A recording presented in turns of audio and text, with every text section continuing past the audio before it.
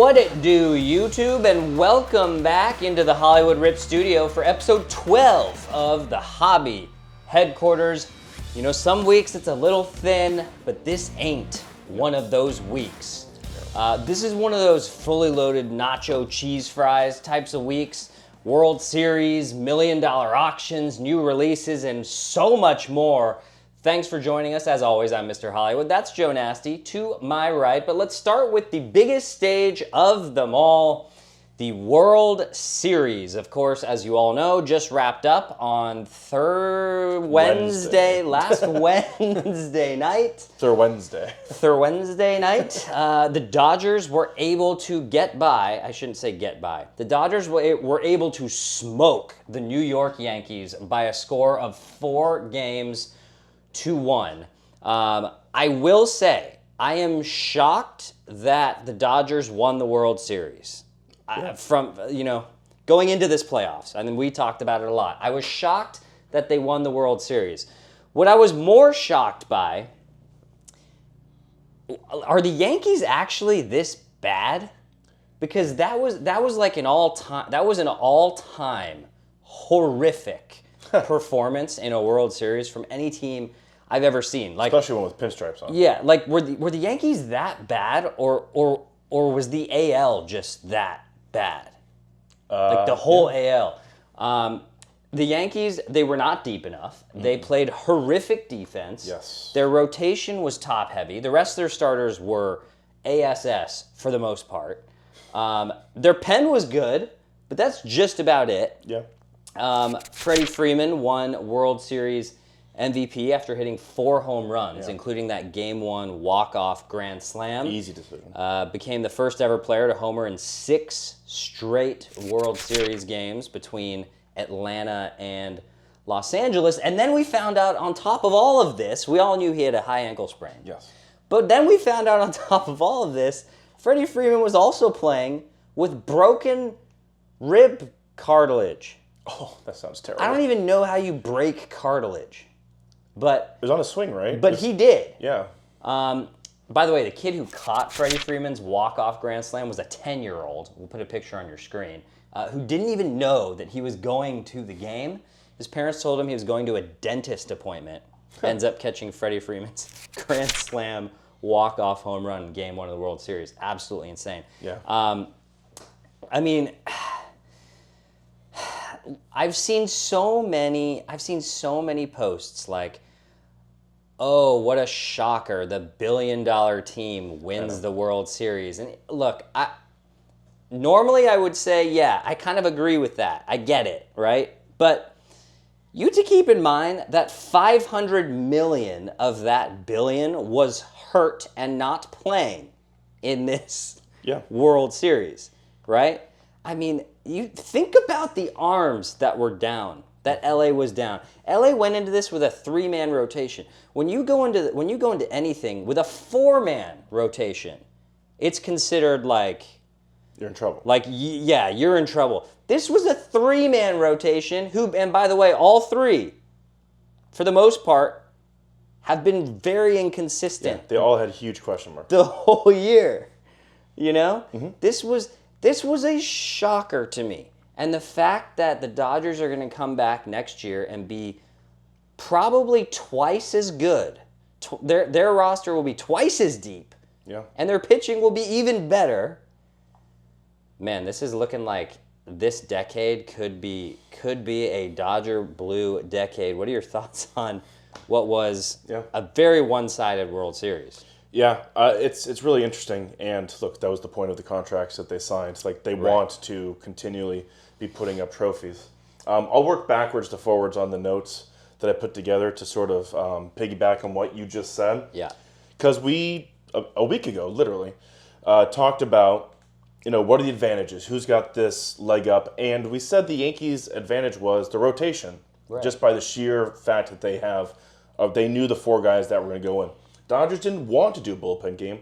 They literally had to because they had no viable 4th option. But outside of Garrett Cole for 2 games in an inning, and then outside of 1 game of Jack Flaherty, the rotation advantage was completely lopsided, unexpectedly. Right. Buehler was great in his start. Outside of Cole.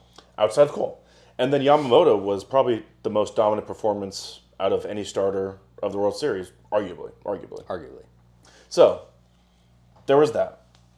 Now let me go back to what you started with your, are the Yankees bad? Is the AL this bad? Let's throw out some numbers. These are just numbers. These are the facts. You make your own decisions on these. In the Judge era, the Yankees are now 6-0 in series versus the AL Central, a division that we came into the playoffs talking about. The Royals and Tigers, not that great because they get to beat up on the White Sox 15 times a year. 0-6, not 1-5, not 1-6. 0-6 against literally every other division. So they're not even competing against the rest. Right. Including their own division, who they see all the time. Right. Since 2010, the Yankees are 14-29 in individual games, 14-29, which is a full season 53-109, which is essentially White Sox pace for this year.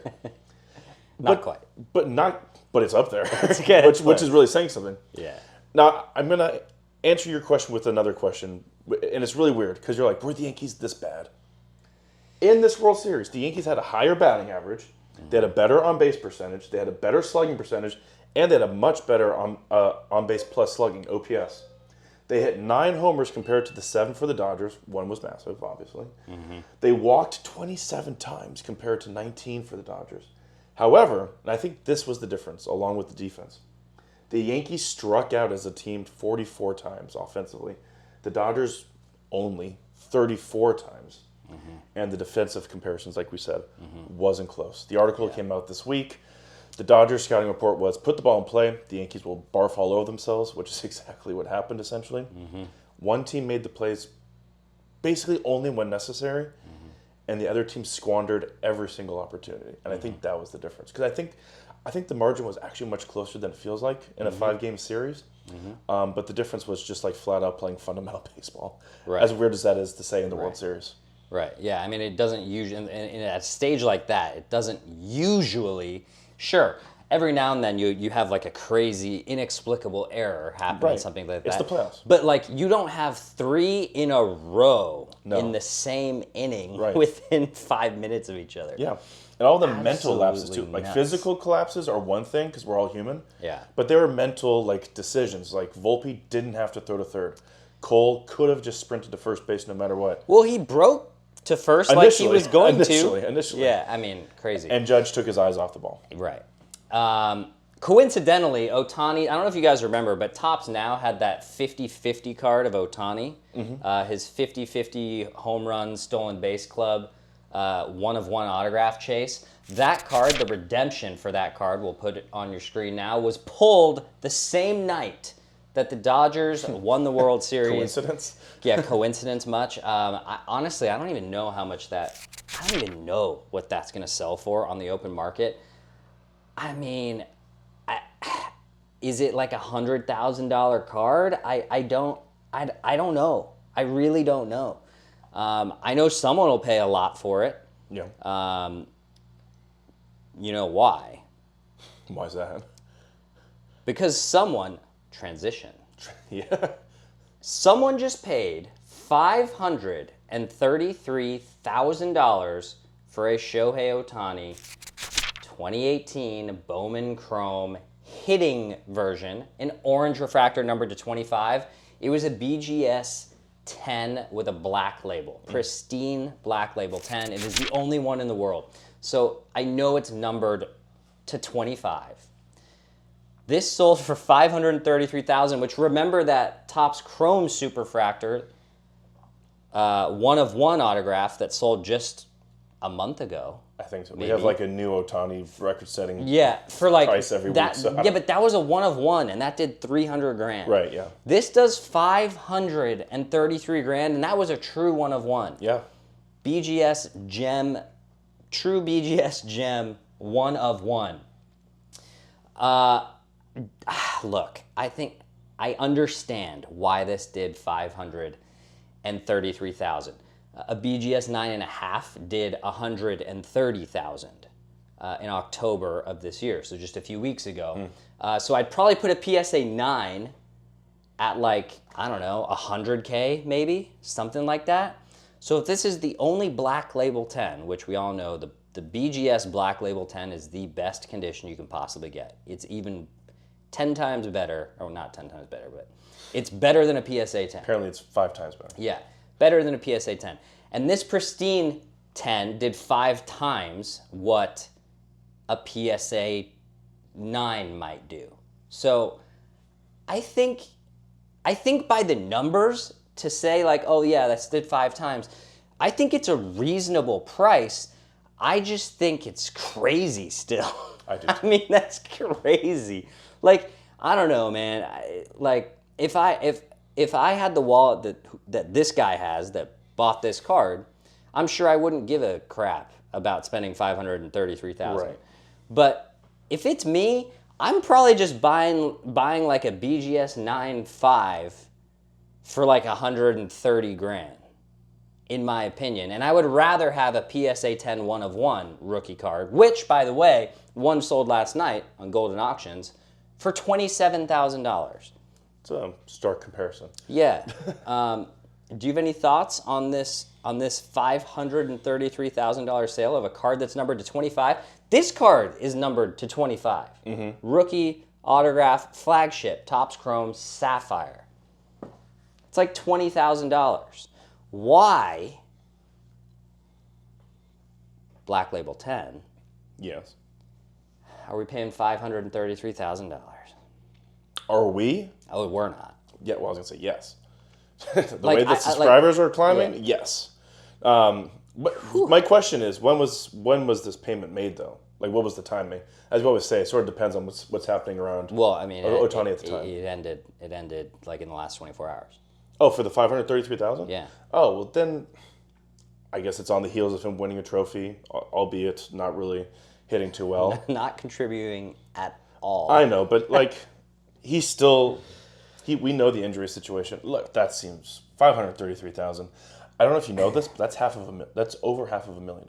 Yeah, it is. I'm really good at math. It That seems a bit much. When people are buying this same card in True Gem Mint 9.5 BGS for $130,000. Yeah. So you know what? It's probably an enthusiast. Yeah, if I had all the money to spend, sure, I would have bought it too. But It's probably Mr. Nippon Ham. who knows? But let's move to, speaking of auctions, Golden Auctions has a lot of pretty cool stuff for sale this week. Yeah. Or this month, or that has recently sold. First of which, Barry Bonds' 762nd home run ball, which he has inscribed 762nd home run and signed, is for auction. The opening bid is $325,000. There hasn't been a single bid on it.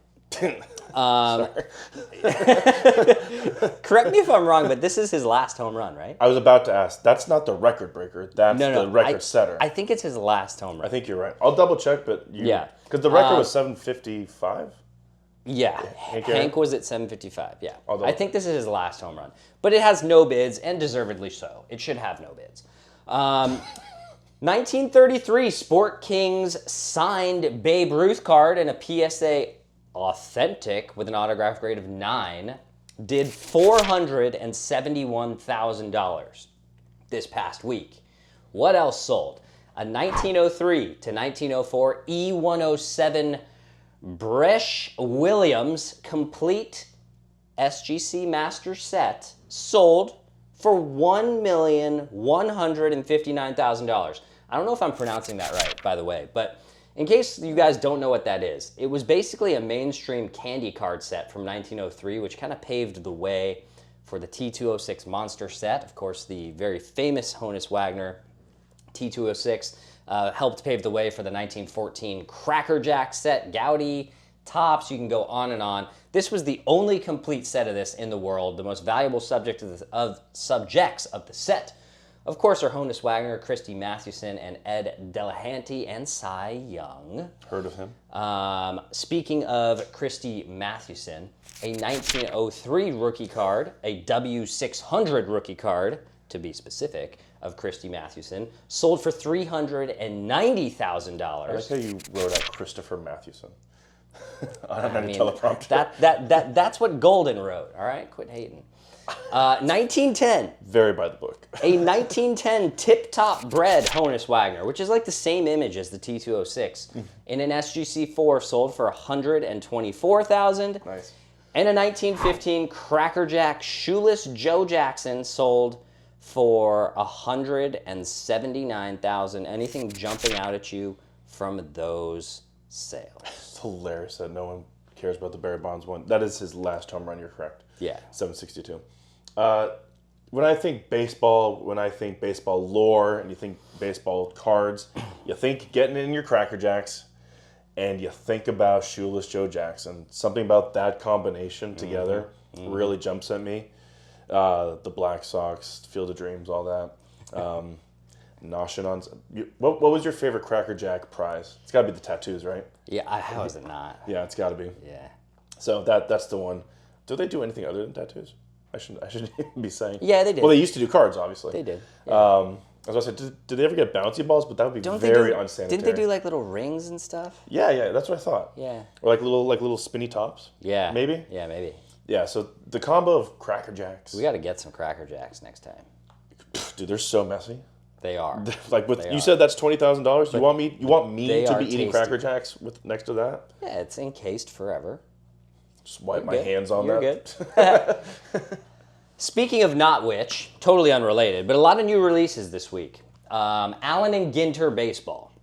One of my favorite releases. I'll review it for you guys later this week. But Allen and Ginter was one of the weirdest releases of the year. Some people love it. Some people hate it. What are the two new features in Allen and Ginter this year? Well, game-used lineup cards are one-of-one lineup card autographs. They are now in the set. I think it's super, super cool. We'll put a picture on the screen so that you can see. That would be all managers, though, right? So it's the managers writing it in, right? And so you can pull like a one-of-one lineup card of Ohtani, and then Shohei signs the card, not the lineup so they give it to him later. Yeah, exactly. Because the manager's the only one who's like got their signature on the bottom of it. Exactly. And as I said, one of the more quirky sets out there this year, they've also included game-used, event-used relics from the 7 Best in Show ribbons from the Westminster Dog Show. Ooh. So you can get like RJ the multi-poo, like part of his ribbon for getting Best in Show. Do you have an RJ the multi-poo? You got new jerseys this week. Do you have an RJ the multi-poo jersey? I'm gonna have to get one. Number 15, RJ. I mean, I'd basically be Cruella DeVille at that point. Oh God, you're right. Topps Chrome It was Update. just Halloween. Yeah, Topps Chrome Update is coming out in about 10 days. That is going to feature the elusive MLB debut patch. That little patch that they wear on their jerseys when they make their debut. They autograph it. They're one-of-ones. They are huge. And the reason that this release is going to be massive this year is because listen to this list of MLB debut patches. Hit me. Holiday, Skeens, De La Cruz, Churio, Merrill, Imanaga, Yamamoto, Langford, Cowser, Lawler, Carter, Pete Crow Armstrong. We go on and on and on. This is going to be a wild MLB debut patch hunt. I'm going to be hunting some of these. No chance in heck I'm going to hit one. Don't say that. I will say it right now. I will open multiple boxes of this stuff for you guys to review it, and I will not hit one of these ever. I mean, probably not. You're probably gonna get a debut of like someone that you just don't care about. I'm trying to think of the most random rookie out there. Yeah, exactly. I'll get the debut of the worst possible player in the set. Also, but to be fair, that list kind of fell off after you said Yamamoto. Like it was like cool, yeah, cool, but cool, come then on. the cliff. Yeah, but come on. It was like 6 or 7 elite prospects. I know. Rookies. I know. Speaking of an elite prospect / rookie, well, really a sophomore, Victor Wembanyama's Jumpman 1/1 out of Topps Mercury, kind of one of the product hits, sold on Fanatics Collect for $108,000 just last week. So yes, some people still do want Mercury, guys. Bobby Witt Jr. This was a cool one. Bobby Witt Jr. will put a photo on your screen, made custom PSA slabbed cards to ask his teammates to come to and be groomsmen at his wedding. You can see the photos You're probably going to look up. Oh, you're not going to look up the I was photos. seeing where he was from. Bobby Witt Jr. is a look it up. huge hobby fanatic. He is big into the hobby, collects his own cards, all that stuff. This kind of stuff you love to see. I think we need to see more of this. It's really good to see players really get into it, into the spirit of collecting in general. Speaking of which, by the way, we do need to find Bobby Witt Jr. If any of you guys know Bobby Witt Jr., we've messaged him like 25 times. Robert, come on. This is Bobby Witt Jr.'s Bowman Transcendent rookie autograph platinum 1 of 1. That is his 1 of 1 BGS 9/5/10 autograph. I am trying to get this card to Bobby Witt Jr. I've messaged Bobby. I've messaged his girlfriend, fiance, wife. I assume fiance now. Fiance. I've messaged his fiance. I've messaged the Royals. I've messaged them all at least 20 times. Did you try Slugger the mascot? Bobby. No. Well. Hello, Bobby. Do you want it? Let's make a deal, bro. What do you think about Bobby Witt Jr.'s PSA wedding invites / hello, Bobby, pick this up? It's cute. He is from Texas. That's what I was looking it up. So it's going to be tough for him during the winter months to be like, yeah, I'll fly out to Los angeles just to meet up with a couple of super cool dudes. It'll probably be when the Royals play the Angels in Anaheim next year. Yeah, because they came here this year, right? Well, they played the Dodgers. So that means the Dodgers are going to Kauffman next year. Yeah. Yeah. So it would have to be when he's down in Anaheim. When you first said this, I was like, did he make cards of his groomsmen? And it was actually, no, it was just Bobby Witt cards. That is Bobby like, Witt cards. hey, it's me, but we also be my groomsmen, which is still cute. I like it. I thought it'd be like his friend being like, I remember the first time you chugged a Coors Light. But no, not quite. They're like their year-by-year stats. 12 Coors in 2022. 13 Heinekens. Yeah, I think this was a really cool idea. I would do this for my wedding, but I already had it. Next time. Tough break. There will not be a next time. Moving now to Topps Now / How? Topps How. Topps Now released a 15-card base set of the Dodgers World Series win. This one's actually cool. It comes in a pack. Yeah, it comes in a pack of 15. You are guaranteed all players' cards in a based format at the least, 15 different players, and you are guaranteed 1 parallel or autograph per order. Nice. The 15 card set costs $57 for the entire set to order one. Would you take this at $57 or the Donruss Costco Jumbo Downtown box? So tough to decide. I'm going to go with this one, the World Series one, and then still go to Costco for a smoothie. There you go. I would too, because I think this set is actually really cool if you are a Dodger fan. But you could get any player autographed? Is that what it is? That's on the roster? Any of it's all listed on the website. Which player, other than the obvious, which player would you want? Ugh, that's hard. That's why I asked it. Probably, if you're not getting Shohei or Mookie or Freddie or something like that. Yeah, like something like real, like you're a fan. You just F it. Give me Trinan. Oh. Give me Trinan. Give me Trinan or Edman. Edman's good. I mean, NLCS MVP. Yeah, give me one of them. Yeah, that's a good one. Yeah, I think Trinan was. I mean, he's really the instrumental. Well, the bullpen was the true MVP. Yeah. Yeah. But you just can't give it to an entity. Yeah, exactly. I'd say Bondo. But as always, with every Topps Now, we have a Topps How. Oh yeah, this is. How did that happen? And this week we have 3 of them. They're all good, but they're also pretty obvious. Yeah. There was some sort of big event that happened over the past week. And we'll start here. The New York Yankees defense. Yeah. 3 errors in the 5th inning lead to 5 runs with 2 out. Of course, I'm talking about Aaron Judge, followed by Anthony Volpe, followed by Garrett Cole. 3 errors in a row allow the Dodgers to score 5 runs. They get back into the game, they win Game 5 and win the World Series. So how about this? One more and we could have been a Rushmore. I imagine Aaron Judge saying that. Yeah.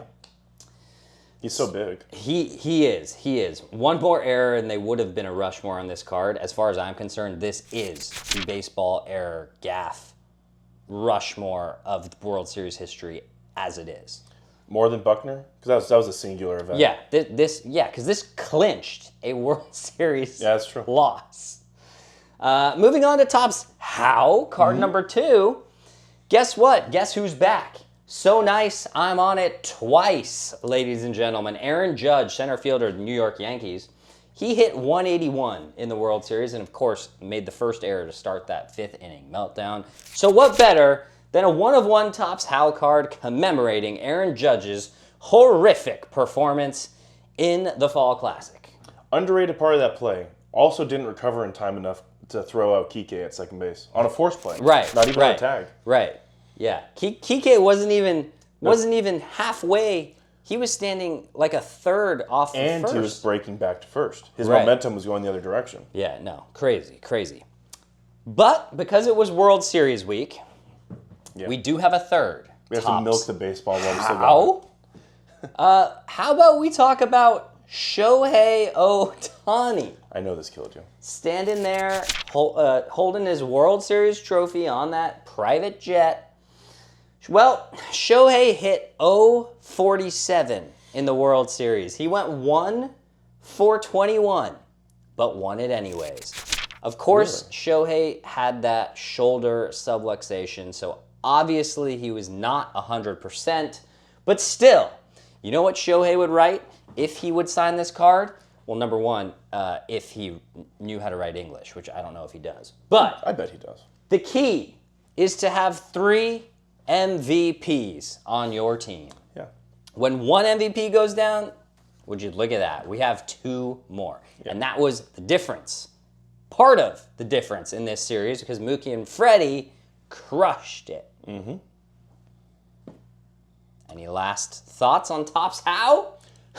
All very worthy. Yeah, look, the Ohtani one, it's like he had a pretty bad series hitting-wise, but his double in Game 1, which led to tying up the game, was huge. Mm-hmm. It's like his playoffs as a whole were actually underwhelming by his standards. Like they were underwhelming, but they weren't that bad. He actually hit like 270. Yeah, with like a 700 OPS. With like a 800 OPS and 3 homers. It really wasn't that bad. It was just really bad in the World Series. But he had, like, every series he had, like, one moment where it was like, that was really important to their success. Yes. The home run in Game 1 against the Padres. Right. The leadoff home run in at Citi Field. Right. And then the double in Game 1 of the World Series I thought was pretty massive to get them back in it. Right. The Yankees and Judge specifically, like, again, all they basically did was shoot themselves in the foot. Yeah, it's crazy. It was hilarious. It's crazy. With a big Empire State of Mind BB gun right into their foot. Yeah, Fat Joe started that, apparently. You put your Tims on the mound, bad things are going to happen. Yeah, that's true. I was actually shocked that he was stepping all over the I mound. was too. I'm not even a Yankees fan, and I was offended. I thought a groundskeeper was going to run out with a rake and be like, get off. That's what I thought. But let's move now to our NFL update. The NFL is heating up. We are getting towards the halfway point. Not quite. A couple more weeks to get there. But we'll start with this. The Jets got a big home win over the Texans, 21-13. Devontae Adams scored his first touchdown. And Garrett Wilson made the most unbelievable catch we've seen since Odell Beckham made that crazy catch on the exact same field, however many years ago it was, not today. Yeah. The Ravens smashed the Broncos 41-10 to improve to 6-3. Not a shocker there. The Panthers won a football game. Hey. Their second win of the season. They beat the Saints at home 23-22. Chris Olave is in beyond the concussion protocol. He got decked, and I mean decked, like was not moving on the turf for quite a while afterwards. So we'll see how Olave is looking. A shame. They just got Derek Carr back, too. Crazy, crazy. The Commanders edged the Giants 27-22. Do you remember when I said I wouldn't be surprised if the Commanders were 12-2 a month ago? On their way. They are 7-2 now. Just saying. You are. The Chargers browned on the Browns 27-10. Ken from the Barbie movie threw 5 touchdowns as the Bengals pummeled the Raiders. And the Bengals are now 4-5. Of course, Ken from the Barbie movie, that is Joe Burrow. They are spitting images. He looks good with it, though. Of each other. He can pull anything off, let's be honest. What a man. The Bills over the Finns by 3 at home. Too late maybe for the Dolphins. They're 2-6 now, although their offense has returned.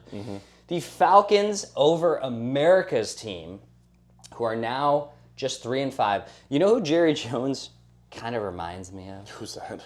He kind of reminds me of like the animated movie Hades from Hercules, the animated movie. Like he's got the fire on his head. Right. Do you know what I mean? I remember the character, yeah. I don't know why he reminds me of that, but he just does. I'm going to take your word on that. He reminds me more of like the Crypt Keeper. That's just me. The Titans over the Patriots at home. I wouldn't have gone to that if they were giving out free beers. Let's be honest. You might have. No, I wouldn't because I don't drink. The Cardinals. I would have gone in your stead. The Cardinals over the Bears big, 29-9. Ouch. The Lions over the Packers on the road to go to 7-1. Wow. The Rams needed OT to down the Seahawks in Seattle. Greatest show on turf 2.0 coming to a field near you soon. They're warming up. They are warming up. That offense is going to be nuts. And the Vikings are hosting the Colts as we speak, I believe. It's over. The Vikings defeated the Colts at home 21-13 to improve to 7-2, I believe. 7-2. He's going to look that one up. 6-2. 6-2. How did Darnold do in this game, by the way? I'll let you know. Monday night, by the way, tomorrow night for us. We're filming this on a Sunday night. The Chiefs play host to the Bucks. Hide your crab legs, Kansas City, because Jameis Winston's coming to town. Eat that dub. And? Darnold had an up and down game. He had 290 yards and 3 touchdowns. With 2 interceptions. Yeah, but, 290 yards and 3 touchdowns. Flaquito did not play well. Well, I mean, it's better than Anthony Richardson.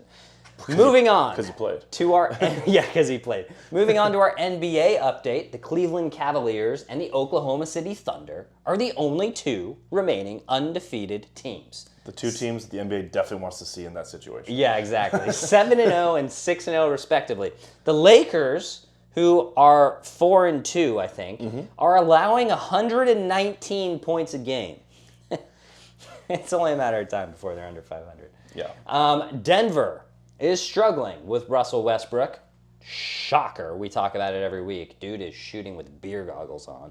Oh, my God. Utah is the only winless team left in the NBA. Talk about the most vanilla team maybe in all of sports right now. They aren't even scoring 100 points a game. Really? They're the only team in the NBA. How do you not score 100 points in today's game? That is pathetic. The next lowest scoring team is scoring 105. This isn't even close. Because they're throwing up 88s and 86s. This is ridiculous. They are bad. And, they're throwing up 88s against, they threw up an 88 against the Spurs. Right. The Spurs won 20 games last year. What else? Boston, Phoenix, Golden State, all off to strong starts. Yeah. Surprising, considering Curry is hurt. Although the Warriors have not played a single team over 500 yet. Any quick thoughts on the start of the NBA season? I know it's your absolute favorite league to follow these days. You're being facetious, but I do love the NBA. It's just right now I feel like it's at a really... Yeah, we don't like the style that's being played. I don't like where it's at. And, honestly, again, we're here in Hollywood. The Intuit Dome looks amazing. And you know they built that with the idea of, we're going to have all these stars. We've built these guys up. And they are sitting there at 2-4 They've lost twice to Phoenix. They haven't won on their new arena yet. Kawhi hasn't even played yet. I'm like, Tough. that's a team to keep an eye on, right? Kawhi's like the new Anthony Rendon. Kind of. They're both weird. At least, actually, I was about to say, at least Kawhi likes basketball, but does he really? I am shocked to see the Suns. I am shocked to see the Warriors up there. Something tells me they'll regress to the mean. The Grizzlies are lurking. Yeah. You know? The Grizzlies are going to be good, especially when they get G.G. Jackson back as well. So the Clippers, I think, are an interesting story to watch as the year goes on. They lost Paul George, obviously, because of this new the new payment scale in the NBA, the second apron. Teams don't want to mess around with. Mm-hmm. New arena, that logo. I'm looking at it amongst the standings. I hate it. The unis look good, but that logo is terrible. So that's the stuff that I care about. Yeah. Well, let's wrap things up. Let's wrap it up shall like a we? present. For episode 12 of the Hobby Headquarters. Thanks for tuning in. As always, if you enjoyed this week's episode, don't forget to like, comment, and subscribe down below. It really helps us. Mm-hmm. And we love talking with all you guys, whether we agree, disagree, or agree to disagree. So until next time, I'm Mr. Hollywood. That's Joe Nasty. We'll see you next week. Mr. Hollywood and Joe Nasty